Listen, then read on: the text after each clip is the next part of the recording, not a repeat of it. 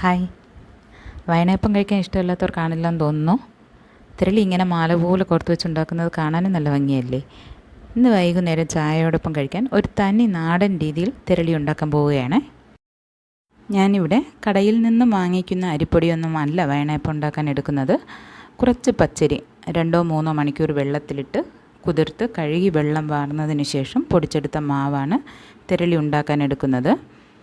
ഈ മാവ് ഒന്ന് വറുത്തെടുക്കണം. അധികമൊന്നും മൂത്ത് പോകാതെ മാവിൻ്റെ പച്ചമണം മാറി വരുന്ന ആ ഒരു പരുവത്തിലെടുക്കും. വറുത്ത മാവിലോട്ട് മധുരത്തിനാവശ്യമായ ശർക്കരയും കുറച്ച് തേങ്ങയും അല്പം ഏലക്കാപ്പൊടിയും ഇട്ട് കൊടുക്കാം. പിന്നെ വേണ്ടത് നന്നായിട്ട് പഴുത്ത പാളയംകോടൻ പഴമാണ്. ഞാനിവിടെ അല്പം മാവ് കൂടുതലെടുത്തത് കൊണ്ട് പഴവും 6-7 എണ്ണം എടുത്തിട്ടുണ്ട്. എന്നിട്ട് നന്നായിട്ട് കുഴച്ചെടുക്കാം. അല്പം നെയ്യ് കൂടെ ഒഴിച്ച് വേണമെങ്കിൽ കുഴയ്ക്കാം. ക്ഷേത്രത്തിൽ പൊങ്കാലയിടുന്ന സമയത്തൊക്കെ ഞാൻ തിരളി ഉണ്ടാക്കുകയാണെങ്കിൽ നെയ്യ് കൂടെ ചേർത്തിട്ടാണ് ഉണ്ടാക്കുന്നത്. വീട്ടിലുണ്ടാക്കുമ്പോൾ ഞാൻ നെയ്യ് ചേർക്കാറില്ല. മാവ് നന്നായിട്ട് കുഴച്ച് കഴിഞ്ഞു.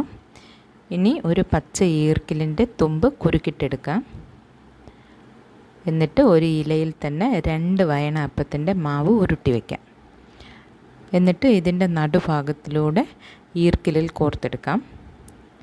ഇങ്ങനെ ഒരു മാല പോലെ കോർത്തെടുത്തിട്ട് ആവിയിൽ വെച്ച് വേവിച്ചെടുക്കാം.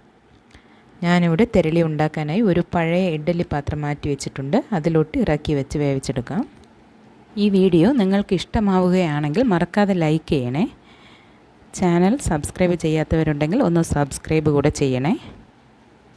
ഈ രീതിയിൽ വയ്ക്കുകയാണെങ്കിൽ ഒരു തിരളി എടുത്താലും അതിൽ നമുക്ക് 2 അപ്പം കഴിക്കാൻ പറ്റും. ഇത് ഒട്ടും വെള്ളം ചേർക്കാതെ ഉണ്ടാക്കുന്നതായതുകൊണ്ട് 1-2 ദിവസം കേടുകൂടാതെ ഇരുന്നോളും. ഇവിടെ ഇപ്പോൾ വയണയപ്പം നന്നായിട്ട് വെന്തിട്ടുണ്ട്.